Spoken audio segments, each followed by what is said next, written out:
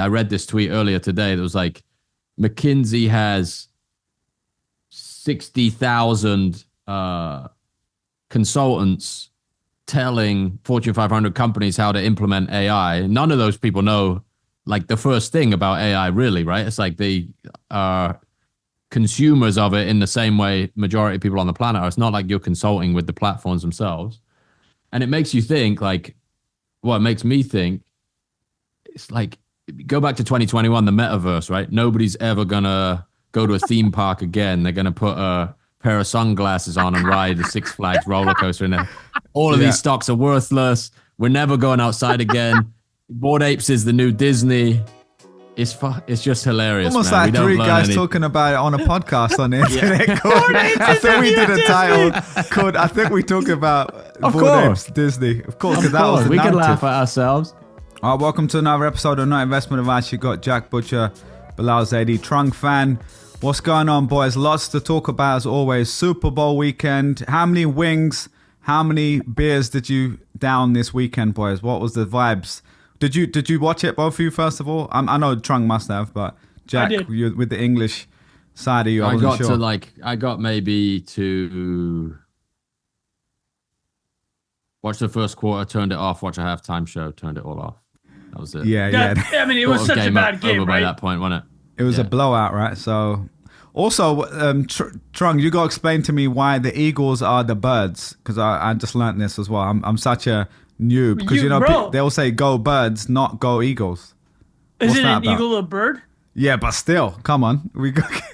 I thought you just said go. I was texting my friend go Eagles because he's from Philadelphia, but I'm like, let's just keep it simple here. What are we doing birds for? Wait, is there I understand it's a form of bird, bro, but you know, I'm just so used to it being on the nose. You know what I mean? I'm asking you, is there something more? No, I just thought it'd be go Eagles, deletion, bro. Boys. Not That's it. It's just go birds. Syllable. There we go. All right. Anyway, all right. Let's get it going. For the listeners that don't know, the Philadelphia Eagles beat the Kansas City Chiefs, who at this point everyone knew. Eagles 130 million people watched this game. It was the most watched Super Bowl ever. I think 23 of the top 30 American broadcasts are Super Bowls. Number one is moon landing, but moon landing also was 60% of America's population.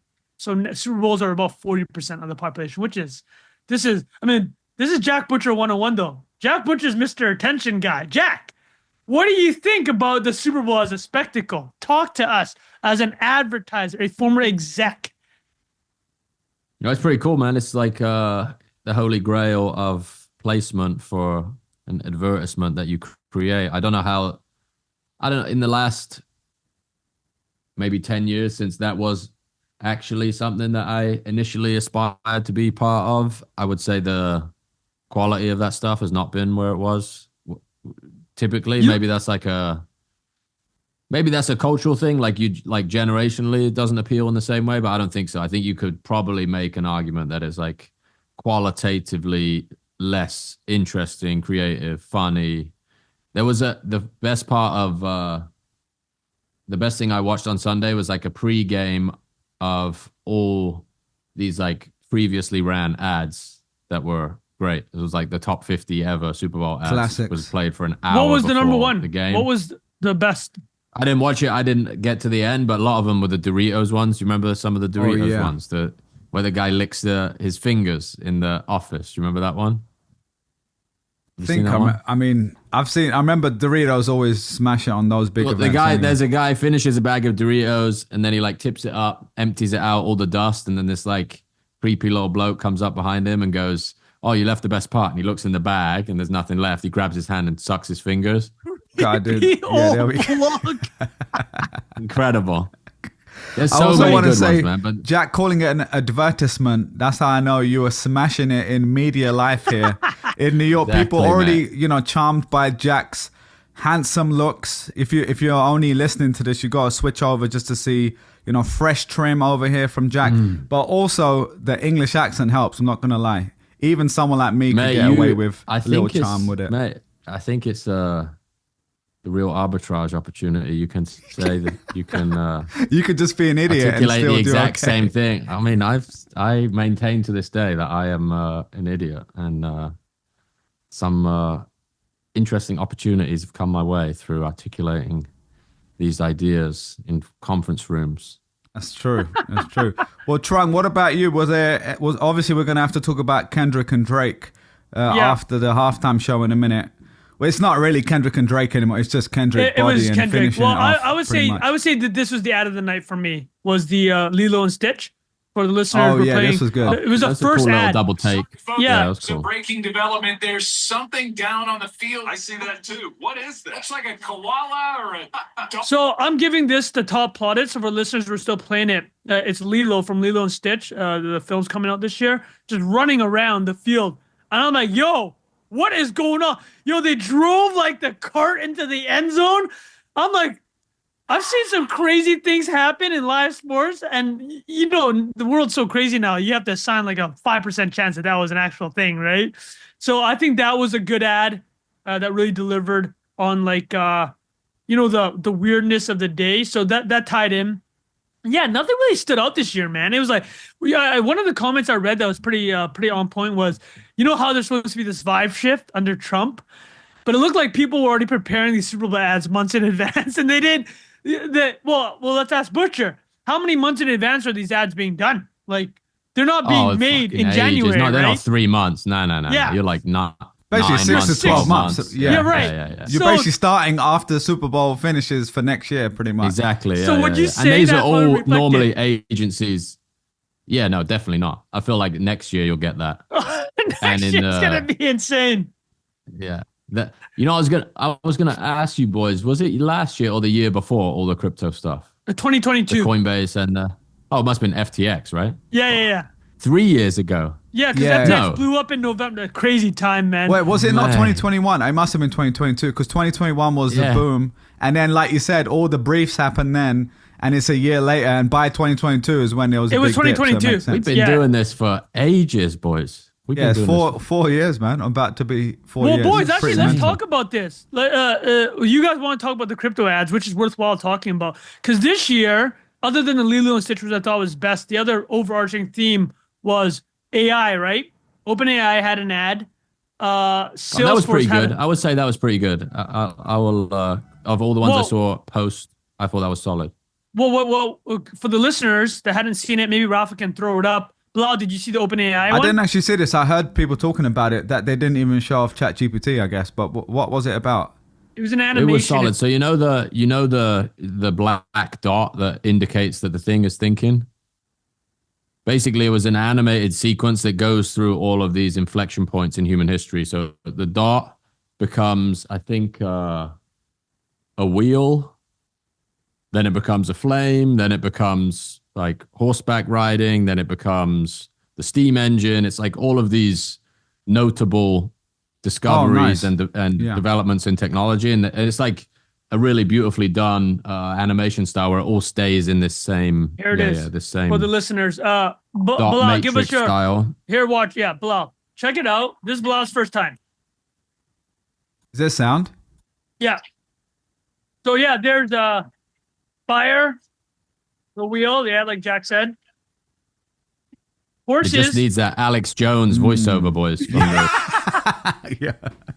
That's pretty good. Yeah, I can't hear the sound still, but I bet with the sound it would be more coordinated. But it's probably from your share, but don't worry about it. No, it looks cool. I get what you're saying. It definitely would catch my attention. Yeah, steam engine. There's a good tweet from Signal on Twitter, @account Signal. And actually, I got an email from a listener that listens to this while he's driving to work, and he noted that we sometimes talk about all these fresh tweets we have, but then just never talk about it again, and like there's no links in the podcast, so I feel kind of bad. But yes, I'll try to link this next one. But there was a very insightful take about how this OpenAI Super Bowl ad actually is similar to an old Apple one that did the similar thing that Jack had described, where it's just all graphics. And the way Apple did it, though, was like innovation saying no 1,000 times and simplifying. So that ad, which isn't that surprising because Sam Altman is working with Johnny Ive on a AI product ostensibly. But no, that was a good ad. You're right. I think that was pretty good. To the higher point was it was an AI. There's 4 or 5 AI ads. Gemini did one. Salesforce, which, you know, the joke, no one has any idea what Salesforce does. They had multiple Matthew McConaughey AI ads that had nothing to do with AI. It was just Mark Benioff pays McConaughey $10 million a year and just put him in ads. And I don't know what's going on. But yeah, it was supposed to be AI. USAID funded, right? Yeah, that joke. Dude, you guys are sharing that joke. That was the Trumpiest part of the Super Bowl, other than Trump actually showing up, was the jokes about the Chiefs being USAID recipients. So for the listeners that don't know this joke, we'll talk about it later in this episode. But USAID stands for United States International Development, United States of America International Development. And it was one of the big budget cuts from Elon. It has about a $50 billion a year budget. A lot of that is, actually a small part of that is for, like, you know, feeding starving Africans, which is what a lot of like mainstream media is getting up in arms about. But a large majority of it is literally just trying to overthrow governments around the world and just like money where you don't want your money going. And the hysterical, right? It's like, whoa, I didn't know the Kansas City Chiefs were getting USA because they had won the previous two. But that was yeah, really I saw good. that a few times. I love that Jack brought that one up. But Well, yeah, I was let's going to talk say about the that. Salesforce stuff too. Once, just quickly, like a lot of that is very reminiscent of like airport advertising for the last 30 years as well. You know, the like business intelligence, Accenture, Salesforce, just like say something don't but know say what it even nothing at means. the same time. It's like here's some stock footage with like numbers and a box drawn around somebody and like a statistic and a graph.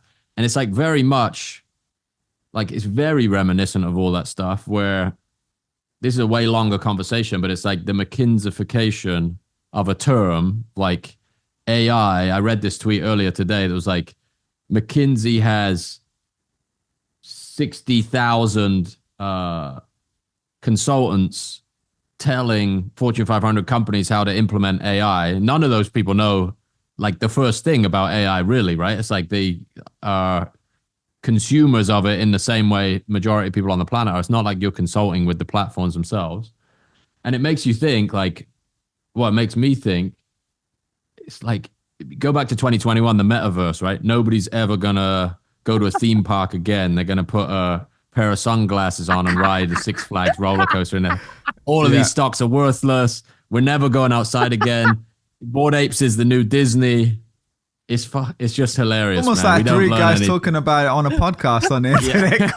I think we did a title called, I think we talked about Bored Apes Disney. Of course, because that was the we narrative. can laugh at ourselves. Yeah, but it's like it's such a funny repetitive thing, and to have like the Sam Altman lines of like, you know, oh man, this is taking it way off topic, but you get what I'm saying. It's like there's that chart that's going viral now about the use statistics. I think you shared it in the chat, Bilal. Of like Yahoo Let's still pull that. being I'll try pulling that up while we're above ChatGPT, and in our little bubble, it's like no one's ever going to work again. How am I going to prepare for the singularity? Oh my god! And then most people look at that AI, that OpenAI commercial, and they're like, "What the fuck? What are these guys going on about?" Like, you know, the like DNA helix and the starting a fire. Well, Jack, I'm tell pulling this up, by the way. Yeah. Why? Okay, Bilal, explain this chart. This one, right? Yeah. So this is from SimilarWeb. It's January 2025. You can see basically the top websites on the internet minus any adult stuff, I'm assuming, because normally that would be up there too. But you can see Google, 29% of traffic, YouTube, 20.4%. Facebook, Bilal 5%. stays winning. Look at that, top two. There we go. Hold on. That 7% drop is for ants. Man. Let's go.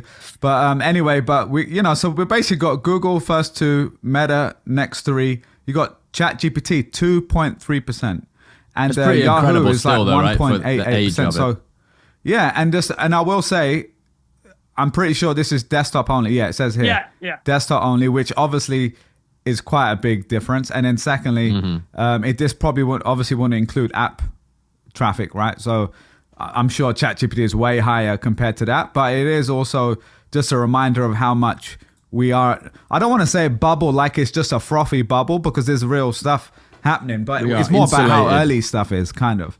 It's a bit of both, to be honest. It's like my parents are definitely using ChatGPT, but as I was saying, my in-laws are still sending me links from Yahoo, random Yahoo stuff. Incredible. Like, reading this right now. You know what I mean? But clearly people are. So yeah, well, that hold on, was. Bilal. Go on. I got one question for you, then I got one question for Jack. Okay. So my question for Jack, which we'll get to after Bilal's question, is Jack, I want to give your advertising hat, like the actual logic of why OpenAI framed it the way they did. And then to Bilal, this is my question for you. Because we didn't type the Super Bowl section. You've worked in advertising, did advertising also for a long time. You worked at YouTube. I mean, you did a lot of big ad sales. Talk us through. So Super Bowl remains the Super Bowl for advertising. Like that is it. It is the number one event. It is the go-to. That's what you thing. call it, the Super Bowl of advertising. The Super Bowl of advertising is the Super Bowl, right? So, is it still at that degree, or has it lost the sheen, or is it even more important because of the nature of how media is factoring? Yeah, I'd honestly love Jack's take on it as well. But great question. I think it would. There's a personal impression and there's one you could pitch. So if I was still working there, I would. You could make a narrative, right? Like you can use all the extension of YouTube numbers and like, oh look, me and you, us three are talking about this right now. So that is a thing still. We're watching the videos after. You can extend. You know, people are gonna go and watch and talk about it in different places. So there definitely is still this like big moment that isn't replicated in anything else. And like we can maybe touch on it, but it's not even the biggest sports event, right? Like there's many sports events that are way bigger from the World Cup. It's more concentrated though. Yeah, well, the audience size, I'm saying even. It's just the fact that so much money goes into it though. Like, and the style of it is this every few minutes you've got ad breaks and stuff like that. So it's all about this big show, and that isn't really replicated anywhere else, even in the World Cup. Even if 4 or 5 billion people watch the World Cup final, you're not getting ads every 3 minutes, right? Like people would like throw stuff. Dude, that's at the such TV a great point. It's such a worse. The clock doesn't stop. Yeah, but but you're also kind of enjoying. Like I was enjoying watching the ads. Like that's part of the show, right? And also like the halftime show. That's like a big deal. Like everyone's anticipating. Is he gonna say the A minor line? Is he gonna do all this sort of stuff? So it's a typical like Americanization of it all, like commercialization on another level. So that's why it makes the most money. But in terms of audience itself, it is obviously nowhere near the same. The World Cup's like $1 billion plus easily for the final. I think it's like 4 or 5 billion, honestly. Yeah, but Bilal, what's the ARPU of some of those viewers? That's true, but that's I mean, if it's that much bigger. No, I know what you're saying. Well, I mean, if you're Pepsi, you could still, it makes sense to be doing that as well. So yeah, I still think it's probably worthwhile. If you've got crazy budgets, you're probably going to be there, right? Like that's why they're still doing it till today. Fair enough. All right, so I love that analysis. Jack, did you have anything to add to what Bilal said about the Super Bowl itself as an event, a meta commentary, and then the OpenAI ad specifically? Yeah, I think it's still like, well, I answer the OpenAI thing. I think it would kind of answer both questions. It's like so much of it historically has been about like creative signaling among an in-group of agencies. It's not necessarily about like how do we directly get people to sign up for this thing or use like directly respond to this prompt or call to action. One of the great examples in the past couple of years was that Coinbase QR code thing. I don't even remember exactly what that prompted, but maybe it was like create an account or like get like it prompted you to do something super specific. And it does feel like the brands that have access to the capital for that spot are some of the least creative just by definition, right? It's like you're an incumbent, you have layers of legal review, like that medium in itself is restrictive, which is why it's so impressive when somebody does something different. But it still is this like coveted thing, less and less so, I think, in the like advertising circles where you're trying to win awards for how creative the work is. Like, I'm not involved in that world at all anymore, but I just don't think it's like this massively contested thing anymore where people would have their own opinions going into it. And that stuff is kind of,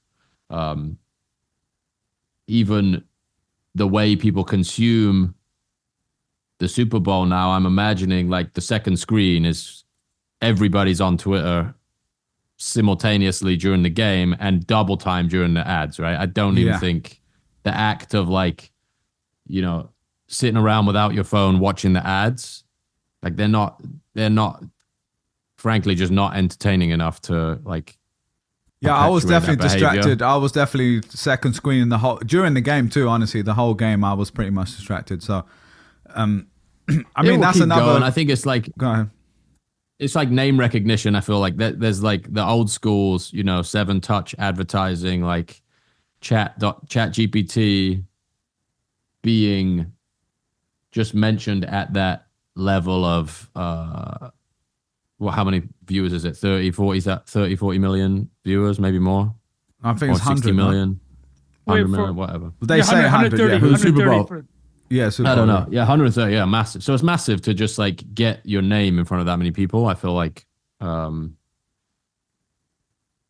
a company with that level of resources, like why wouldn't you do that? It makes a lot of sense. Like unit economics of Super Bowl advertising for massive businesses is just like $1 trillion company. 7-10 million, whatever they're paying. I think it's 7-8 million for the actual spot, but then obviously production, all that stuff, how much goes into creative. Obviously, they can use that spot later as well, so it's not like they only use it at Super Bowl. That's true, yeah. On digital, That's especially. True. But anyway, was there any other ads, Trung, that you want to talk about? Well, we can talk about Kanye's ad. Oh my God, I don't know if jeez. Let's just bring it up. I don't know if we could go there, bro. Go on. I'm not messing around. Obviously, I didn't see it on live, but he just recorded on his iPhone again, right? I saw that somewhere. He's now off Twitter after him having a crazy week on there. He's deactivated his account, or he got for the listeners that that missed the internet for the past 72 hours. I mean, this was a joke we had in our things. I mean, you guys were sending me. Like, listen, we can't avoid it. This is reality. Ye was back. Kanye was back on Twitter, and then he just was interspersing the most vile anti-Semitic tweets ever with takedowns of other celebrities, and then like promos for his brand. It was wild. And there's basically 3 camps that responded to this. There's kind of the camp that was just like, wow, this is like, I mean, sadly, this is entertainment. Right? There's that camp, which I'm not going to lie, for a couple hours on Friday evening. All the group chats were, everyone was sharing it in their group chats, yeah. The other part was the hateful sides, like, can we shut this guy's account down? And the third part was this, please, like somebody close to Kanye, like get this guy some help, right? This is clearly somebody having like a mental moment. And then I think it all came to a head when, this tweet, actually, this tweet sent me. I'm not reading the tweet out, but Kanye started posting hardcore pornography on his timeline. Then this guy, Joey this is what you shared Manarino writes, Kanye West might be the first person I will ever support being banned from X. Not because I don't believe in free speech, but because he's posting literal porn on the timeline. I'm having dinner in a sushi restaurant and opened my X while my friend was ordering. And the waitress just saw a woman's, I'm not going to explain the act. And the guy just goes, not okay, yay. Elon actually responded to that. That was the line for this guy. It was, that was just like, all the other crazy stuff he tweeted. But I mean, that is a hysterical tweet, right? Yeah, because we all been there where you open up your feed and you're like, what the hell is this? I didn't sign up for this on a Jack Butcher's Sunday joke morning. Is the cafeteria high school fight, right? Someone's getting their head beat in with a tray. It's like Jerry Springer in 2025. So that whole feed was straight up that, basically. I think that was the final straw. But then, Kanye had a tweet in the Super Bowl, right? I mean, a $7 million ad. Ads, yeah. First of all, who is vetting these ads for Super Bowl? Doesn't Super Bowl have a brand safety thing? Well, he did it before, right? He did it before. I guess he did it in the backseat of an Uber. Literally just filmed a selfie. Go ahead, Jack. Well, also the issue is like they could change what the site points to at the last second, right? That's what I think he did, because they got rid of all the products except for the one. We'll say what it was. He at the very end of the thing, the only thing he had on his website was a white T-shirt with a swastika on it. I mean, somebody help this dude out, man. Oh, it's wild, dude. Yeah. It's terrible. Anyways, man. Not good times, man. Yeah, that was a rough few days on Twitter there. All right, there was another one that I did. We're gonna talk about Ozempic a little bit later when we talk about McDonald's. But did you guys see the Hims and Hers ad? Just a real quick one. Hims, everyone knows, is D2C. You know, you can buy. I thought they were mostly known for like the hair loss pills or whatever, but I think they're now selling compounded GLP-1s or some form of the kind of weight loss drugs. And long story short, the video was essentially calling out the hospitals and the health industry for just medicating us and not really getting to the source. But then towards the end of the video, they're basically just selling you their version of it at slight discount. So a lot of people calling them hypocrites and stuff like that. That was, I guess people are still talking about it, so it's kind of interesting. But that was one that stood out to me, to be honest. It was a pretty good. What was the critique? What was the critique of the hospital system? That it's just expensive and slow. I mean, it's a 1 minute ad. Do you want to play it here? Yeah, play real it quick. Just 1 second. I think this is it here on Twitter. You guys see this? Hit it. Obesity is America's deadliest epidemic. This is America. 74% of us are overweight, and obesity leads to 500,000 deaths each year. Why, you just have to stop eating, Jimmy. This is America. Something's broken, and it's not our bodies. It's the system. Welcome to Weight Loss in America. Like and subscribe. A $160 billion industry that feeds on our failure. There are medications that work, but they're priced for profits, not patients. This is America. This system wasn't built to help us. It was built to keep us sick and stuck. But not anymore.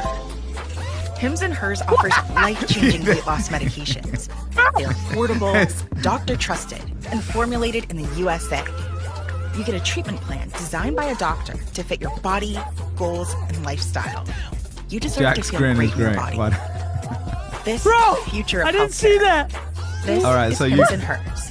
Wait, Join hold us. on, Get the for the idea, right? listeners. Okay. So you guys heard, the listeners, you heard that. You didn't really have to see the visual. So Hims and Hers is framing as medicine as a huge problem for America, which it is. 17% of the budget, half the country's obese or overweight. They're criticizing the country and then they're like, oh, pharma's profiteering off of this. And then they're selling the exact thing. Yo, that is a bad And to be ad, fair, man. I think they came out after and basically said, well, no, we're trying to make light of how unaffordable it is and we're providing something cheaper, which I get that point. But yeah, I think a lot of the critique was around, you kind of get taken for a quick spin. You're like, wait a minute, you're just going to sell me the same thing, but for cheaper. There's also apparently quite legitimate criticism of the compounded nature of what they sell. Again, I don't know much about this, but there's, they can get away with doing certain things that like an Ozempic or whatever wouldn't be doing, I think. But anyway, so that was kind of an interesting one. David Beckham, Matt Damon, that was a decent one too. I've been seeing those ads before. Oh, yeah. Well, that was pretty Guinness good. or Stella? No, I think Stella, right? It's Stella Artois? Yo, Is that that was right, a good Jack? one. David Beckham does I don't Stella, know. I think. didn't watch any of it, boys. I don't know. All right, All right, hold on cool, a fair second. enough. I got one more. Well, let's wrap up with this. You remember the seal? Yeah, ad? that was I saw the meme, which was like, I've seen it that was on like Twitter. I didn't know that was to do with this. someone That's in the great. agency being like pitching it to be like, No, here it is. hear me So out. Seal Oh, this is it. Yeah. did it. No, I this- forgot what product it was, but Seal did an ad where he became an actual Seal. The singer became an actual Seal, and some guy writes, "This is what all Marvel movies look like to me." But then this is the one Bilal's referencing. Here's the other meme. Hear me out. That's the one I was It's saying. an actual Seal. All right, That was let's. good. I mean, it definitely caught my attention. All right, boys, let's quickly wrap that one up with halftime let's hit show. I halftime need your show. thoughts because Okay. we're going to talk about the Nerds halftime show, which is Elon Musk versus Sam Altman, like Yeah. the rap beef of the internet. But basically, Kendrick finished it off here, right? What was your thoughts?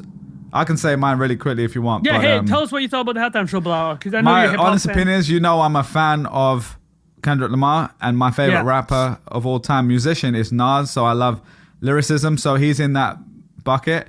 You But like for a smart halftime show, hip-hop artists. yeah, but in my headphones, like not a halftime show, like the halftime Bro, you're not show. gonna watch Nas halftime show, right? That's what I'm saying. Like, and even then, you'd get some bangers, right? But this was very much like it. In my opinion, it was like probably the worst the halftime show I can remember from since I've lived there, which is 11 years.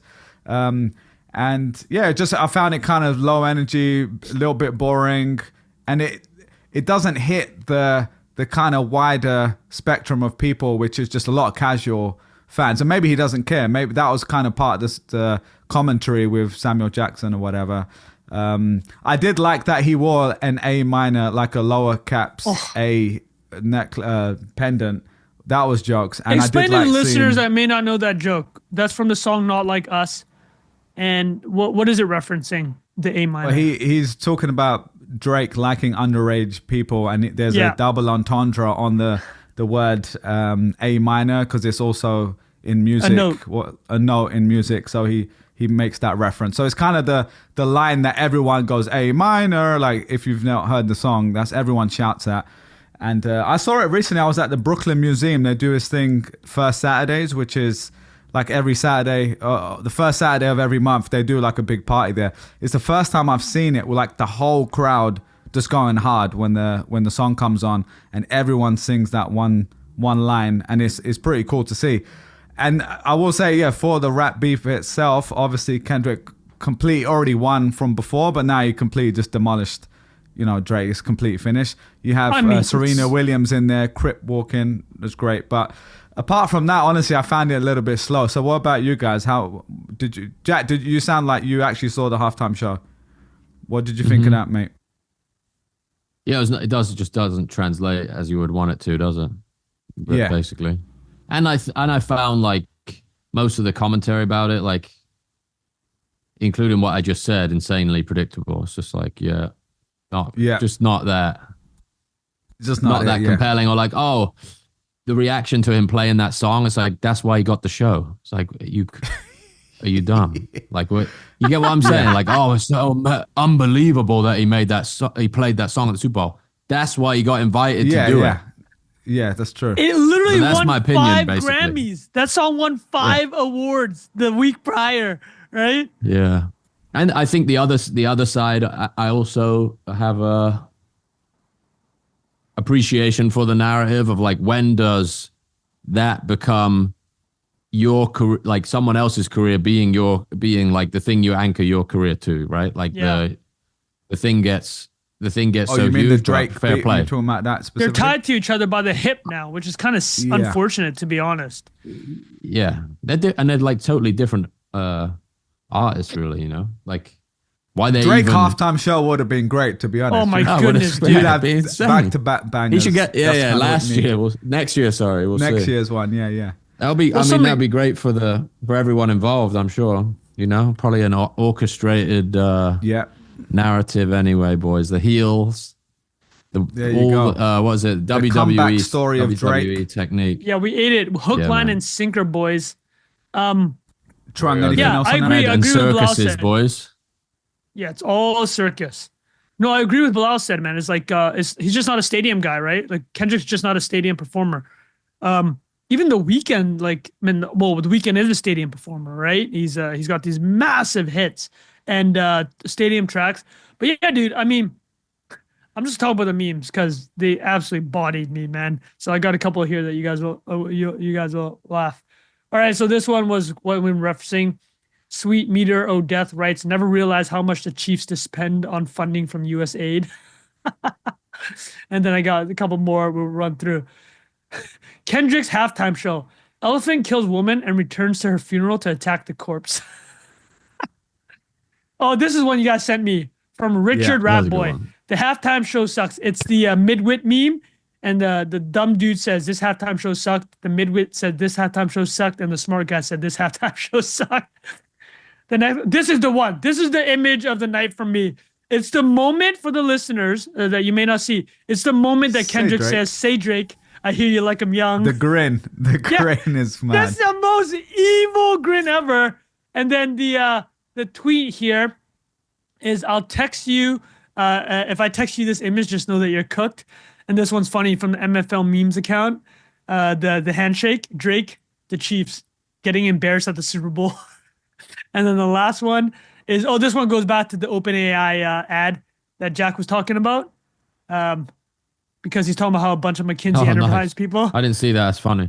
That's this is from 10 years ago, but Patrick Collison wrote Oh, 10 years wow. ago. Oh, wow, this is co-founder from of 10 Stripe. years ago. That's Yeah. even funny. So my Legendary, working yeah. theory is that if you assemble enough enterprise software ads, an airport spontaneously forms around them. Incredible. That's perfect. So let me throw this to Bilal.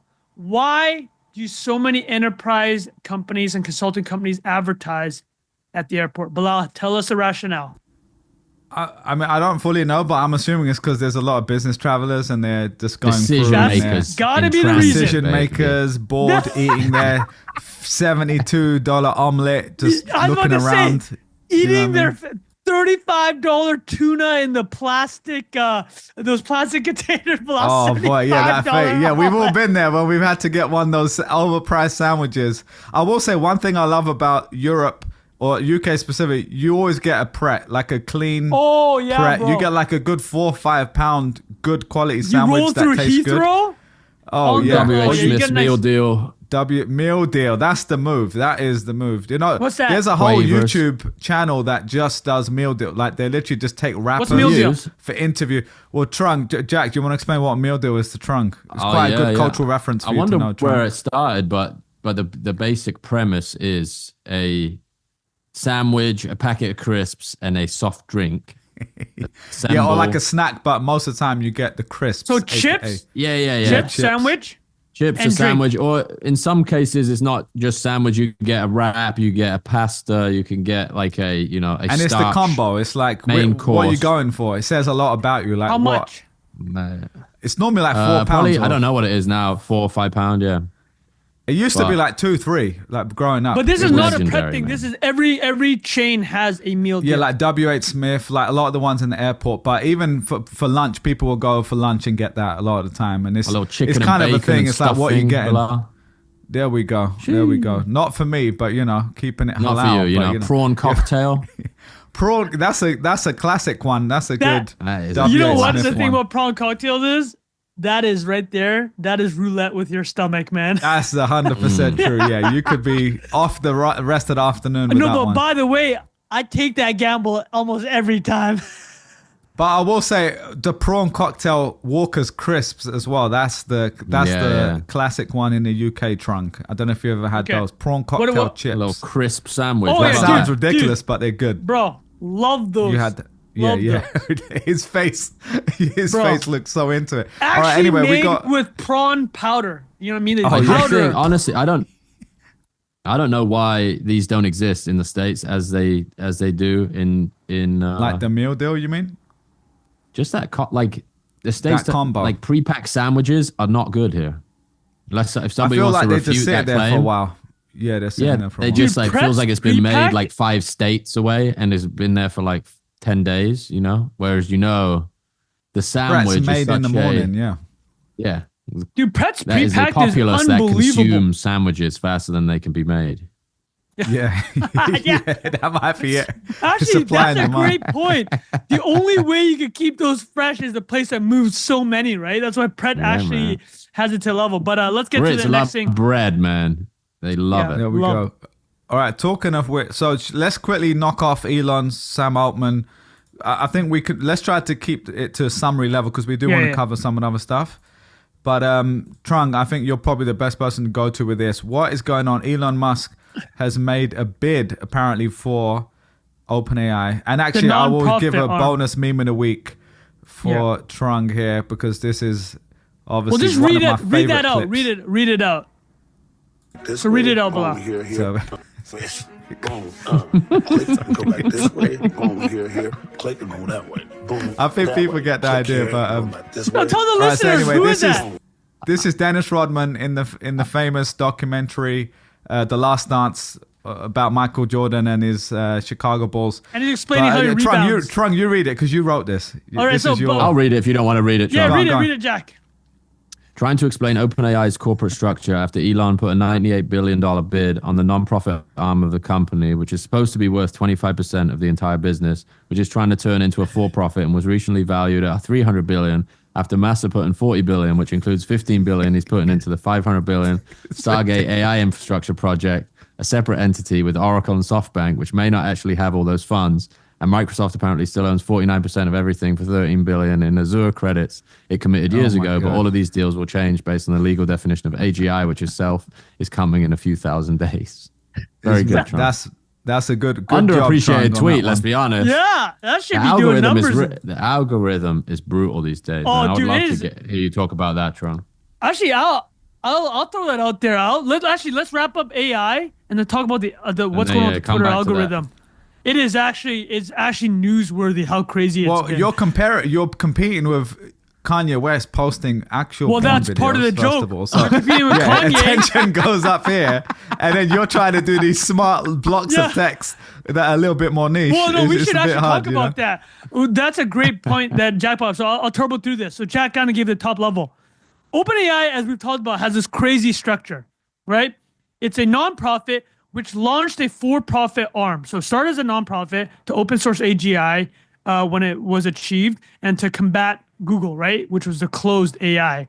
And then the joke, as we talked about the DeepSeek a couple episodes ago, is that OpenAI has turned into closed AI, right? It's like proprietary model, and it doesn't release the source code for it, or in this case, open weights is how AI describes it, which is AI is basically just a bunch of matrix tables with math, right? So like that's open. DeepSeek's open sourced it or open weighted it.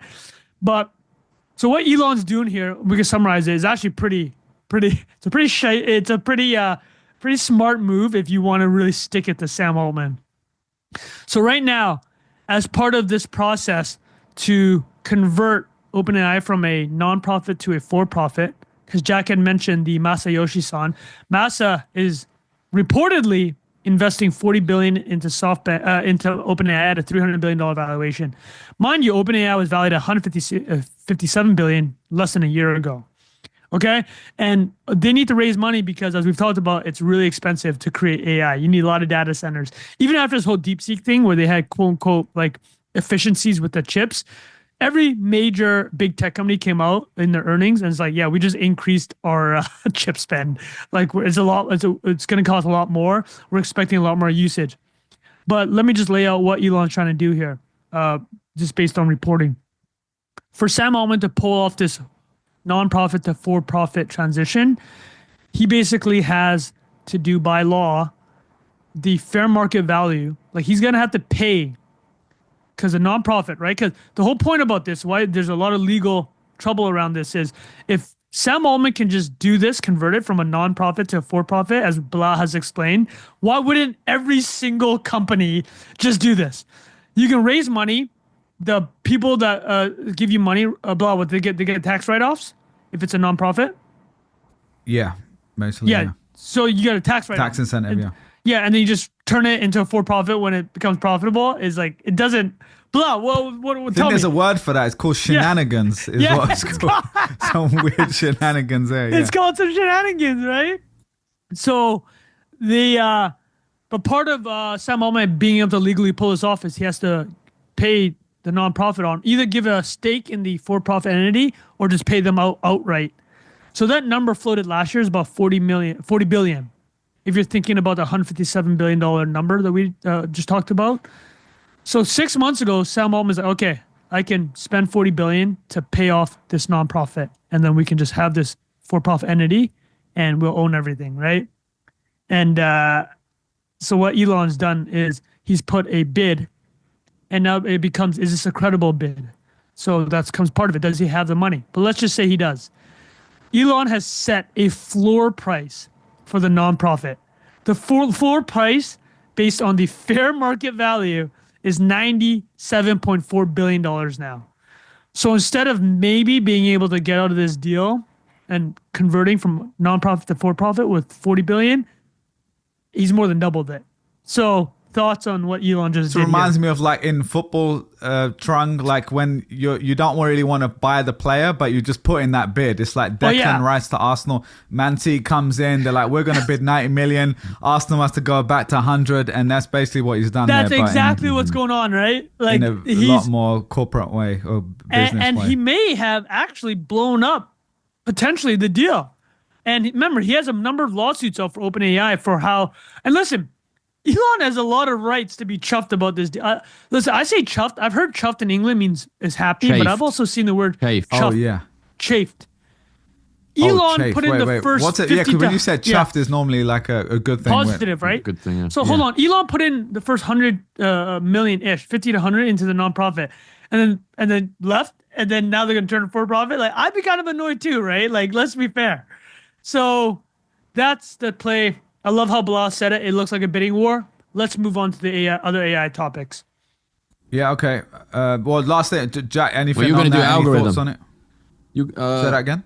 Yeah, let's talk about the Algo, because obviously Elon's also doing this because he has a competing Oh yeah, sorry. Go on. AI Yeah, Twitter product. algorithm or X So algorithm. Elon has XAI, so he's obviously doing this for competitive purposes also. But that gives us that's our segue into the X Algo. Jack, can you explain when you say the Algo is being kind of funny? What do you mean? Well, I was responding to what I just saw your tweet just then, which I thought was pretty solid. And based on your reach, like, I get really odd results at the moment with it. Like, it just feels different to use than it did a couple of years ago, where like it either like breaks in out of your bubble or it doesn't. And you have, I think, even more experience than I do with this, because you're responding to events in real time a lot more than I am. And just for people who are only listening, Jack, really quickly, you have what, 700,000 followers, Trunk, and that got about 80,000 impressions or views of that content you just posted. Just for people to get a context around. That should have been how does that should have been average? 5 to 10 times more. Yeah, how does that average compare to your usual like posts? Well, to Jack's point, the whole point is like that felt like it should have been a banger, right? It's like he's like, well, it's not about my average. This was above average. Yeah, that's what I'm So saying. this should have Like, been a 10 that should have million. been 5 to 10 times more, if we're being honest. Okay, fair enough. All right. But actually, Jack, so you've been noticing this, right? It's actually very noticeable. He looks so pissed. Yeah. He's like, Yeah, he's I'm just pretty biting his annoyed. teeth. You know? I'm pretty annoyed. But the thing is, because you're so it's dope and you're addicted to it, right? And like, but like Jack's bringing up a great. So Jack, has this been extremely noticeable? I would say, yeah, it changes a lot. I would say I also think there's this very different and interesting incentive for volume.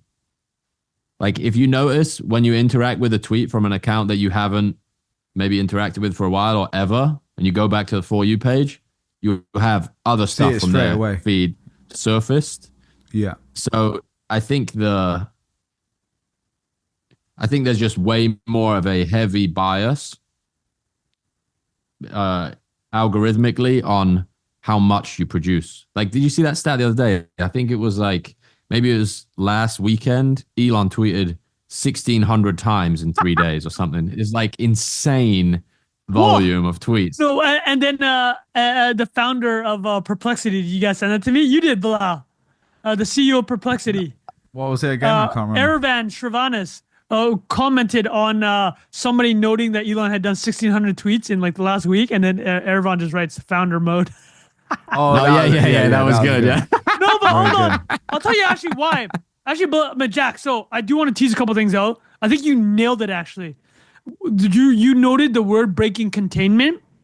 Because the way a lot of like previously, even under X like a year ago, is your tweets would typically go to your time network and then also break out, like you said, of containment. But now it's quite clearly that it looks like it's sampling within a small part of your network. And then if it doesn't hit as to their thing, it just nuked. It's done. Like, it literally, it will not be seen by another person unless they go to your profile, right? That's part of it. And the other thing I think you mentioned also is they're definitely increasing the volume. Like, they don't want you to get that dopamine right away. They're expecting you to keep tweeting. It's a full-on jackpot effect, right? And I gotta say, sadly, it's working. Like, I've been upping my tweeting, and like I'm deleting a lot too, like, because I want a clean timeline and you guys want to laugh. I just want to see a lot of bangers on there. But it brings up another thing: TikTok. What was the TikTok model? When TikTok started blowing up, it would just take things from the network, irregardless of who you follow. Bilal talks about this all the time: follower versus interest feed. So the interest is just what you're interested in. The follower is obviously who you're following. Everything's moving toward an interest graph. Yeah, basically, it feels like followers doesn't matter too much. Yeah, it's much on any less of the now. platforms as much as before anyway. And it wants to incentivize people with small follower accounts to keep tweeting. So for the purpose of the platform, it's doing everything it wants for you to stay on and tweet more, right? Like it's working. But the other thing that Jack brought up two things. Yeezy was tweeting nonstop for 96 hours. Suck the oxygen. Dude, there were points in my timeline where literally every other tweet was a Yeezy tweet. Like people don't understand. This guy was putting out hundreds of tweets a day. And all caps, absurd, insane engagement. The all caps is quite key as well because it's the shouting. And Elon's been tweeting voice. like crazy. But here's the other thing that this might end up being for the next 4 years, to be quite frank. Elon's using the megaphone of X for Doge, his department, the digital department within the Trump administration, which is meant to just audit everything. So you're going up against, like the things we're going up against right now is just like, it is just a, I mean, this is probably the wrong word to say. It's a knife fight out there for attention, man. It's just like, I've never seen anything like it. But I think even the 4 year frame is wrong. It's just like it gets crazier and crazier and crazier. Right. And you've heard the you've heard of the dead internet theory. Have we talked about that before? Please, this is great. You know what? Let's skip the Amazon thing, Bilal. This is even better. That's fine. Hit the Yeah, dead internet. Yeah. So basically, it refers to the idea that the majority of the internet you experience is synthetic. You know, like over time, there are bots in your replies. I don't know if you notice it as more than you did before. I notice it a ton. It's so just obvious. Like, Hold on. Let me say this, Jack. Can you explain what the dead giveaway is? I'll tell you what my thing is. It's literally just taking the words in your original post and just rearranging it and adding a question. Right? Or it's or it's like you know, like an elaboration of the point that doesn't add much, or it's just a lot of the times you can see it because it doesn't know the context and it just says something that doesn't make a ton of sense. And I have to imagine there are more sophisticated ones that you can't read either. Like you're attributing the shit ones as the only ones that are like possess that quality, but there probably is a ton more that aren't the case. And there's you ever heard of the idea of heaven banning before? I have heard this. I love it. I want you to explain it. So essentially, it's like you can have a completely synthetic experience of the internet, but not know. So like all of the people replying to your tweets aren't real. Like you can like take somebody out of the quote. No, but they're real positive internet. too, right? Everything's like, oh my god, yeah, you're amazing. all great. Yeah, and it's just you're just in this like simulation. You're being praised for everything you say and do, but you've actually been separated completely. And I'm not saying that's happening here, but it's just like we get closer and closer to that. I think every experience you have on the internet, like the Kanye thing, I think is a perfect example of like an inflection point where it's like, how insane is it that you open up your phone and you just like mainline whatever somebody is thinking into your prefrontal cortex? It's insane. Like as a premise, it's so insane. And like most people are like further back in the Overton window, right? Where it's like, oh, I shouldn't like post porno on under my name to my 30 million followers. Like that's not something people see any advantage in doing, or like no reason to do. I don't know. The embedded video and the link, to be fair, because I was going to say, like clipped it. He had a link which also normally gets dinged, that's how you know it was a popular post. That's crazy. He clipped it, puts the link to tnaflix.com, and then also said this. No, hold on. He also wrote, "This is my favorite type." He liked it. Well, I'm saying, I don't think we have that much longer left on the internet as we know it now. My prediction, yeah, that's boys. not a bad shout, man. Is like that few days were like intense, how do you think people are thinking? thinking about? How do you think people our age and younger are thinking about like giving their kids access to the internet now after seeing stuff like that? Well, Just Jack, like you're never going to look at a phone. Jack, you have the most. You and Celia have gone all in. Nothing. No phones. No iPads. Well, I'll tell you a story. I was like, oh, let them watch a little bit of the Super Bowl, a little family tradition. You put it on for like 5 minutes and they're just like, they just start behaving like crazy, man. It's like, and it's because, like you don't have, you're not like, you're not, I guess you're not used to that idea, but at the like, it's not that many orders of magnitude removed from an internet algorithm, you know, like let's broadcast this message we want you to repeat and understand and adhere to. So man, I just think I think the internet, like we're experiencing basically the whole golden age of the internet. Yeah. And like it won't be long until it's just like uninhabitable place or like interacted with in such a different way Group where chats. it's like Everybody's going to group chats. yeah, you silo it out and like. And I It's will the say crazy we're thing, talking about how X addictive specifically, which has become its own kind of world as well. Like the true. Instagram, They all and have No, their own TikTok culture. I are would say crazy every too. network has gone. You know, you're right. Every network They've all has got crazier, become but more X of right itself. now specifically because it's got, you know, you can say anything on there. No, but you see what I'm saying? No, it's ramped everything's up, become more of itself, right? Like every network, like has become more of what its DNA is, Yeah. for good and bad, right? And like Instagram has just become, dude. You open an Instagram, just thirst straps, left, right, and center. I see our boy George Mack said That's it, not right? what I think he was my on the feed pod. looks like, Trung. I don't know. It's what you interact with. You got to train the No, algorithm. bro, man. you hit no, that I'm messing thing. around. I'm messing No, around. no, I'm Obviously. I'm dead serious. A brand new account. You open that grid, it's literally yeah. fitness influencer, fitness. Yeah. Dude, it is like, I think George described it as plugging directly into what part of your brain was it? Limbic. It's just like Instagram is literally just taking a wire directly to your limbic system. Yeah. I mean, X does it in a different way with like somebody smashing a tray in another. I can't even say it out loud. I can't even It say it really with is a straight Jerry face. Springer Yeah. vibe. Like to me, that's the This is a best tray analogy getting for me. smashed in another kid's face in like a lunchroom. World star. Odd start, exactly. That's like it's incredible, really. All right, but actually, Jack, Incredible. I had a thought. We should probably wrap up here. Let me finish USAID. But Jack, Yeah, and I I'll want to say we one can. thing. I've saved vibe coding. We can talk about it next Yeah, week. we That's done that completely later fine. because that's a great topic. But the thing I'll add to Jack's point, Jack, do you ever hear this thing about Truth Social or Bilal about Truth Social and Donald Trump? They basically said Truth Social is the greatest form of heaven banning in the history of mankind. He got his entire own social network. The only reason people are there to see his posts. Everyone likes it. And Yeah, like that's true. that's heaven banning to the max, right? Somebody actually made up an app once where your post. No, someone actually made an app based on heaven banning, where you open the app You and can everybody's stream, likes right? You can Yeah. you can Oh, stream the fake to live stream. bots. Yeah. Yeah, I've seen that. And then the last thing I'll add on this topic, which I love so much, is somebody brought up a post. This isn't directly heaven banning, but somebody gave added Elon as like idea for X. Every day, once a year, somebody gets to post something, and the entire network sees it, and then they get to control what that post is. It can't be promotional or whatever, but like, I think that'd be an incredible idea. All right, so USAID.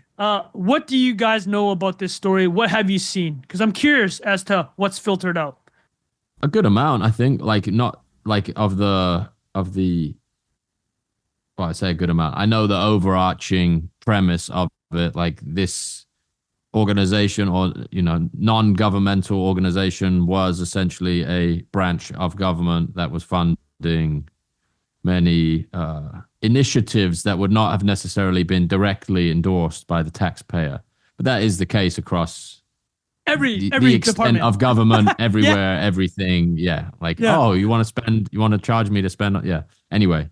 But isn't it the case that they effectively, like outside of a very small minority of people and operations, just shut the whole thing down? Correct? They effectively shut it down. Well, before I get into that, like Bilal, what do you know about USAID? Yeah, What similar. is your Honestly, perception? I've been trying to stay away from it because it gives me a headache. Did The you whole- ever interact with that in the No. charity world? No, like it never came had up. to do anything like that. No, Well, no. But my point was honestly, what I'm seeing is basically Twitter is they're sharing on the Doge account like this is what we're doing. I will say like a lot of it sounds crazy because it is crazy, but then there's also a little bit of the Daily Mail style kind of misleading titles to keep it balanced too. Like they'll say there was this magic show being funded, but when you click into it, or there's a community note, and it's like, no, it was in Orlando Magic, and it was not actually that. It was actually like something that wasn't completely crazy. So that's why I kind of once I see that I kind of lose faith in it a little bit, and then I don't believe it every single time. So now I'm just kind of checked out from it. I'll give a reason why. Even like let's say that 50% of it is actually not correctly framed, but the other 50% is, because there is truly some insane stuff in there. Yeah.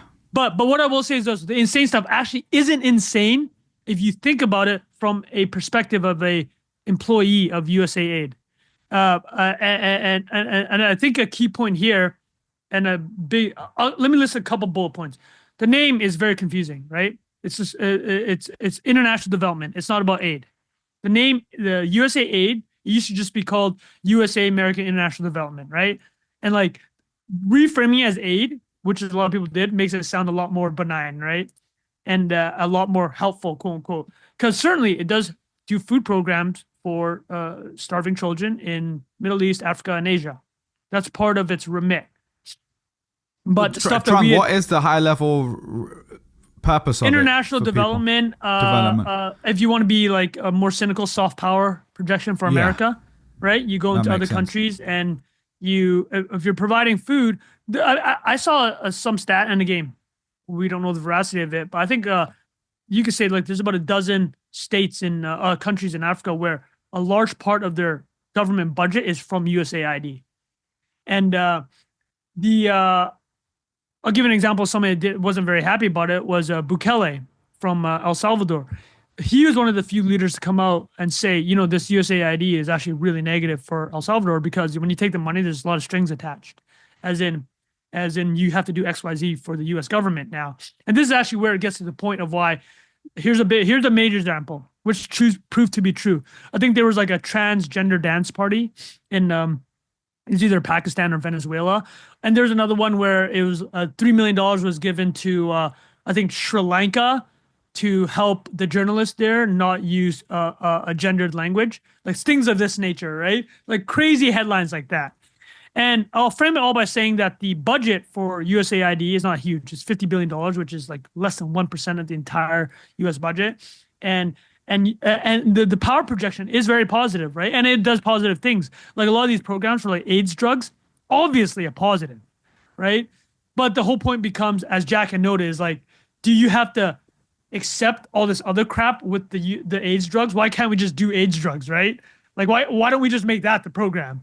Why does it have to be mixed up with all these other expenditures? And this is where it gets interesting.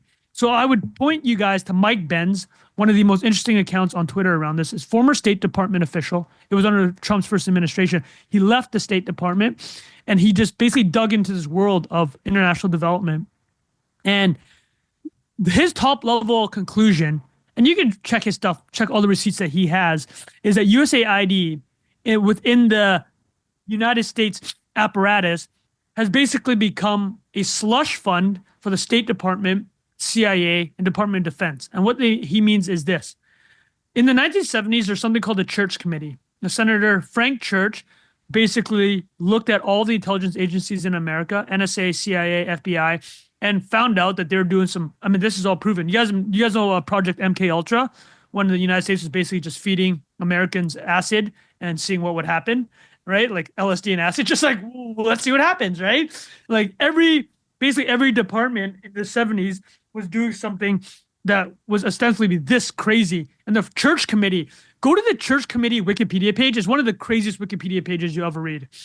But what ended up happening was that the CIA basically was pulled into the federal government, as in they have way more oversight. So in the last 40, 50 years, when the CIA couldn't just go around like the world assassinating leaders, which is basically what they're doing in the 60s and 70s, overthrowing governments, taking pots of money and just overthrowing governments, they're under way more oversight now. So this is where USAID comes in. They have a pot of money. It's a part of the State Department, but there's a lot less oversight. You guys see what I'm saying? So this pot of money now can do stuff that the CIA actually can't do because a lot of people are watching them. So if, for example, the CIA wanted something done in Venezuela, they themselves couldn't directly do it. They would use USAID, which would go in there with ostensibly international development ideas. And the thing that Mike Benz brings up is, if you actually look at Pepsi Cola helped overthrow the Chilean government in the 1970s because the Chilean government was basically the Allende government, which was socialist, was was threatening the bottling operation for Pepsi in Chile. So Chile, there's letters from the chairman of Pepsi Cola to the State Department being like, hey, can we do something about this? And sure enough, Henry Kissinger found a way to overthrow the Chilean government and install Pinochet, which was a strongman, former military leader, or became a military strongman. And the point is that the U.S. government has worked with corporations in the past to make things happen. This is not conspiracy, right? This is well known. So let me summarize, let me fast forward that to these transgender dance parties. So this is what he's describing. Mike Benz goes, why would you want a transgender dance party? Why is $100,000 of USA taxpayer money being put to that use? And he's like, actually, if you look at what USAID is doing, it makes a lot of sense, because when you go to the CIA World Book, so this is the website that the CIA keeps up. Google it right now. They keep a minute demographic breakdown for every single country. You go to any country right now, and it will tell you basically the makeup of that country by ethnicity, by religion, income.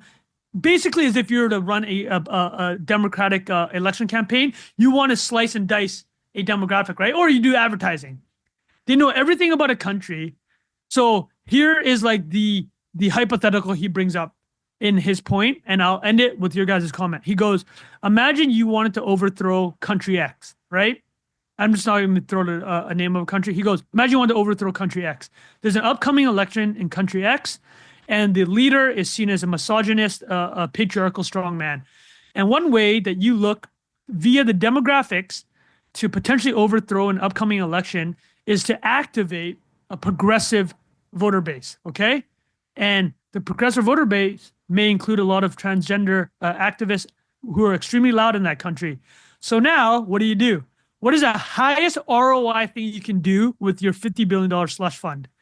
You spend $100,000 on transgender dance parties to get hundreds or thousands of people out, and then you're activating a voting bloc that could potentially overthrow this government that isn't helping out the corporations. Okay, got it. You see what I'm saying? So I would like you guys it's just the to same way, like, comment because on we're that. seeing it as aid, like you said, that frame of aid, and like, you know, this cost cutting exercise. It's out of context, but then with that context, that you're the soft power part that you said, you're trying to get someone elected. And if you think of like political strategy, all the things that are invested in for each different demographic, that makes a lot more sense. Yeah, for sure. Right? Jack, what do you think about that? Transgender dance parties as a way to overthrow governments so American companies can do business in those countries, which is basically like the overarching theme here. I think anybody that assumed that there's no like that this was actually charity is an idiot, right? Yeah. It's like that there isn't some like intended second order effect, or even like an attempt to get money to somebody that you want to get money to under some like ridiculous veil that is politically impossible to criticize at a certain moment in time. That stuff I think makes sense too, of like, you know, seen to be doing things that are objectively progressive in the eyes of a administration that thinks that way or espouses certain views. Makes a ton of sense. And like, yeah, the whole thing is so fascinating to me because people like didn't know it was happening, or thinking that wasn't like something that, like, I don't know. It seems obvious to me that stuff like that is happening at an organization of that scale. Of what? How many people work for the federal government? 3 million or something? Yeah. Massive, well, actually, complex. Jack, you're right. This isn't like the first time somebody thought about it. Do you guys remember the book Confessions of an Economic Hitman? You guys probably remember this book, right? Read it. Yeah. So basically, the book is just about the U.S. how the U.S. government uses economic leverage to kind of get their way in certain countries. But the point that I wanted to bring up, Jack, and on Bilal's statements to wrap all this USAID thing up was, even though Mike Benz says that there's clearly purpose behind it, his problem with the USAID specifically was that there is no oversight of it, as in compared to how the CIA is done, right? Like CIA basically just moved the way that it could have a big pot of money. It found a pot that wasn't being watched as closely. So, and his whole point was the other thing about USAID, because it wasn't watched closely, and Jack, you'd kind of mentioned it, is like it's also the political leanings of whoever's in power and whoever's in these departments will obviously be to whatever their bias is, right? So a big part of USAID over the last 10 years was to use a lot of this money to coordinate Western governments for mass internet censorship. Like that was one of the main things they're doing.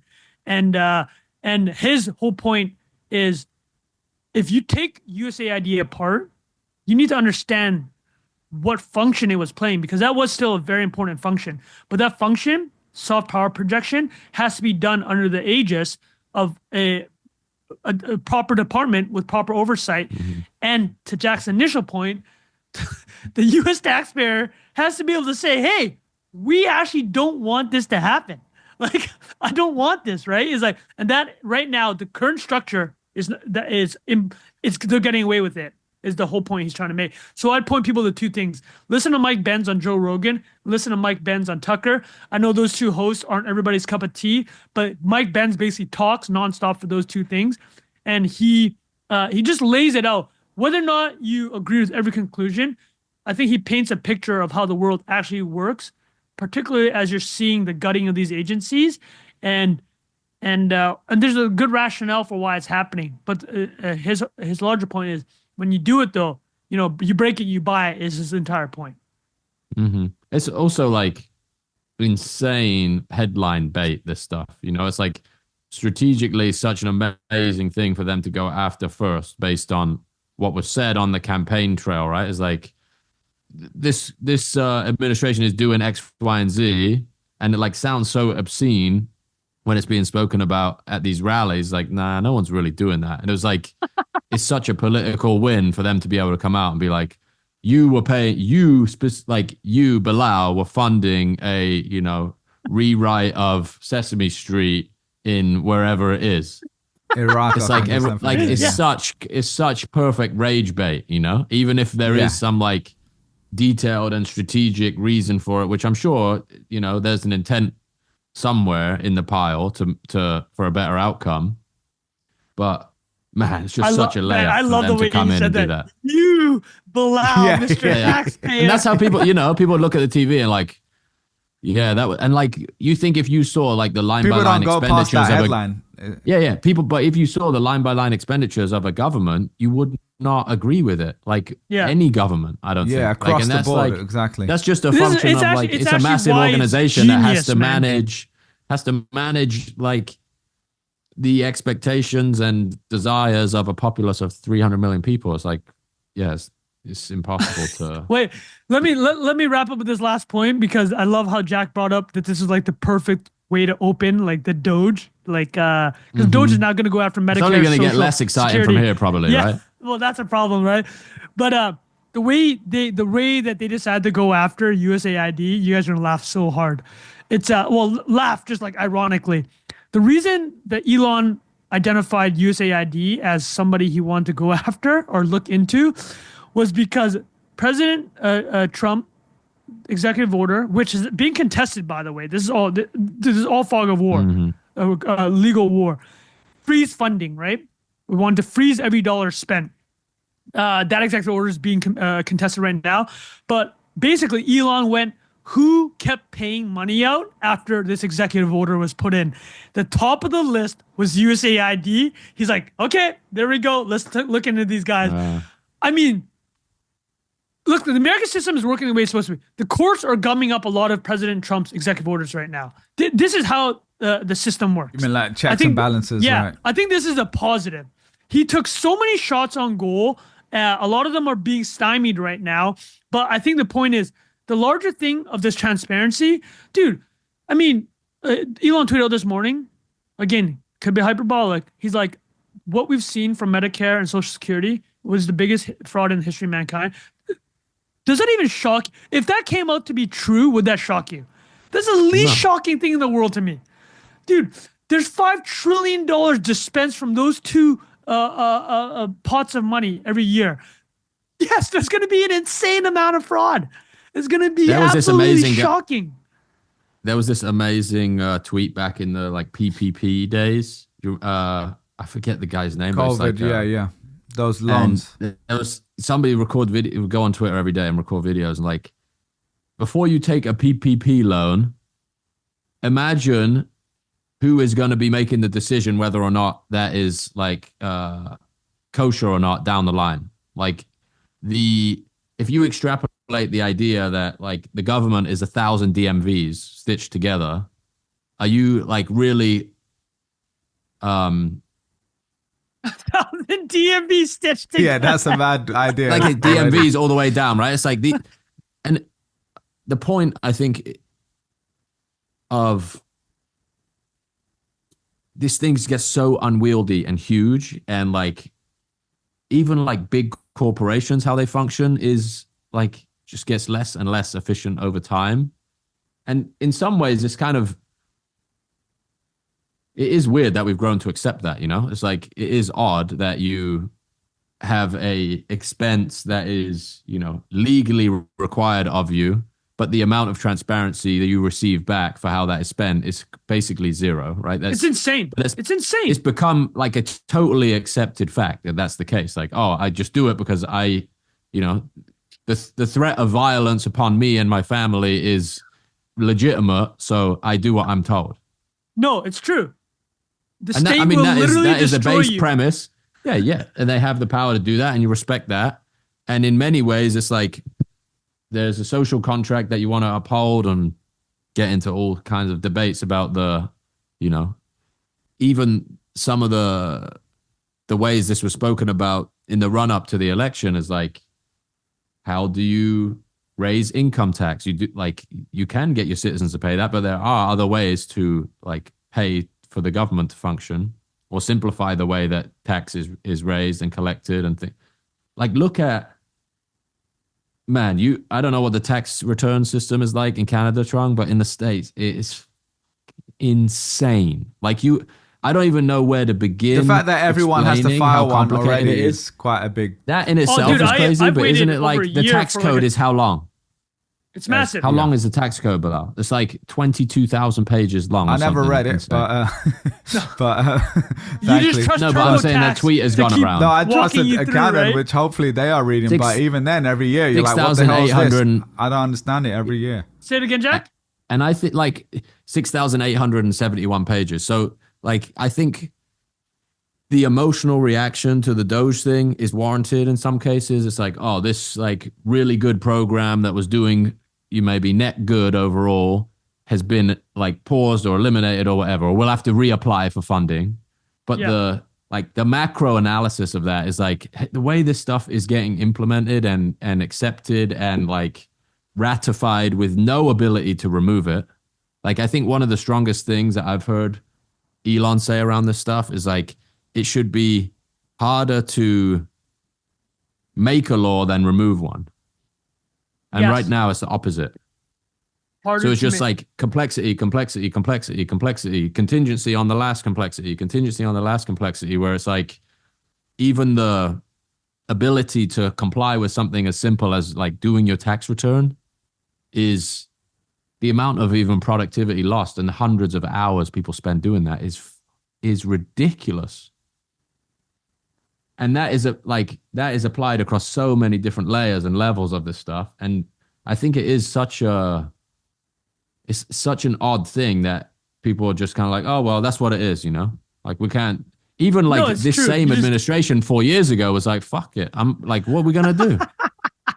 Like, and it's like such a big voting block of people, and like, it's almost unbelievable that they were able to like carry it over the line while saying they're going to dismantle it, right? Because it is a lot of people's livelihoods at the same time. Turkey's voting for Christmas, except like Thanksgiving. Sorry. Well, let's wrap this up It's with like- a really good tweet, actually, Jack. To your point, what is from? Can you read this out from Mike Solana?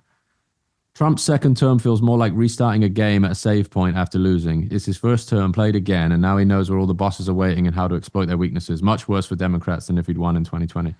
It's incredibly true. But And Jack, like your how point, right? It's like quickly they didn't do this. this first shit was term. all it was figured out so they could start on the first day. Yeah. And I think even that, like competing against that mentality, it does not feel like the incumbent party on the other side has that capability, that mentality, that like you saw that video going around of Chuck Schumer going, "We will win." Did you see that? Yeah. When they're in front of a USAID. Insane. Like the contrast that has been. There's actually a great tweet that I saw just before we got on of I think it's JD Vance is at an AI summit in Paris or something, or is speaking at some technology conference, and regardless of your political views here, the contrast in the competency around speaking about technology, and this is not it's obviously not Trump speaking, right? It's people he has decided to have part of his cabinet. The level of sophistication in the speech around how technology works, how it's developed, how you develop a competitive advantage as a nation just feels infinitely more thought out, sophisticated, understanding of how the world works versus oh boy, sorry, one more thing. You saw the fucking bottle smashing thing in the EU. Have you seen that? No, please. Oh, guys, this is unbelievable. This is basically there's this incredible metaphor for regulation in the EU. Let me pull it up. Are you talking about the lid? You talking about the lid that's connected to the top? Nah, it's even better than that. So this. Have you not seen this? Fuck, Trung, this might get you some views here. No, EU regulators think it is too dangerous to simply break a bottle across the bow of a new ship. Instead, they insist on the use of this contraption. This is why the EU is failing. I'm pulling this right now. This is incredible. Trung, we need a live tweet. That's a couple of days on. What's the tweet gonna say? No, that's good. But yeah, I mean, I think that's I think some of the attitude you can compare across political parties in the States, right? Not a totally fair comparison, but there's definitely a bifurcation of attitude around technology, innovation, things of that nature. Yeah. And absolutely. Applying that to government in the same way you try and apply it as a principle for growing your economy and empowering your citizens and all these things seems like something you should try and aim for. And it just I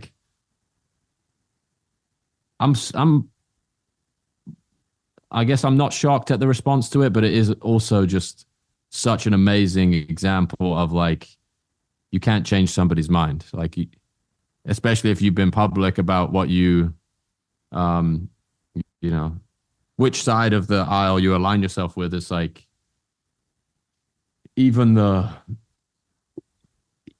don't know, something that could be interpreted as objectively stupid, like paying Social Security to people who've been dead for 50 years will be there'll be a rebuttal for that where it's but just guys, come on. It's not unserious, it's from both sides, it's unserious. Yeah, that's kind of the point. That's kind of where I'm at, honestly, without going into all of the politics of it. I'm just kind of incredibly frustrated, honestly, on both sides, because you literally you could cherry pick complete stupidity where people are, like you just said, defending someone's dead 50 years. What's going on here? Yeah. And on the flip side, there's a lot of like I said, the Daily Mail style headline, where it's clearly exaggerated, clearly lying constantly. Debate. I just wish someone was being kind of reasonable and we're going in the opposite direction. Well, there's plenty of people being reasonable, but the algorithm is not picking them up. That's the point. Exactly. The algorithm is not going there. It's getting worse. Whereas at least previously you were, it's not happening, and everyone falls for it, like me included, right? I'm reading the headlines only too because I'm just trying to stay sane, reading 1,000 headlines a day and not wanting to go into each individual one and be like, wait a minute, where's the nuance in this, Orlando Magic story? I don't really care. I'm just trying to work and live a normal life. You know what I mean? So I guess that's kind of where my head's at with it all is. I think there's a big opportunity, and I hope that people are able to actually do it in a transparent, honest way, and it doesn't feel like that's going to happen either way. But right now, it's just a big show, big circus. So anyway, anything else on that, boys, before we wrap it up on that? No, that was amazing, very happy note. Great chat, boys, again. And I will say there's those topics we didn't get to, the McDonald's Ozempic stuff and the edge of the internet stuff, Cursor hitting 100 billion, we'll keep it, Amazon being on. Switzerland of AI. We can talk about that maybe next week. So I'll keep that in our notes for next one. All right, boys, enjoyed that. And I hope you guys did too. We'll see you on the next one. Cheers. Peace. That was amazing, guys.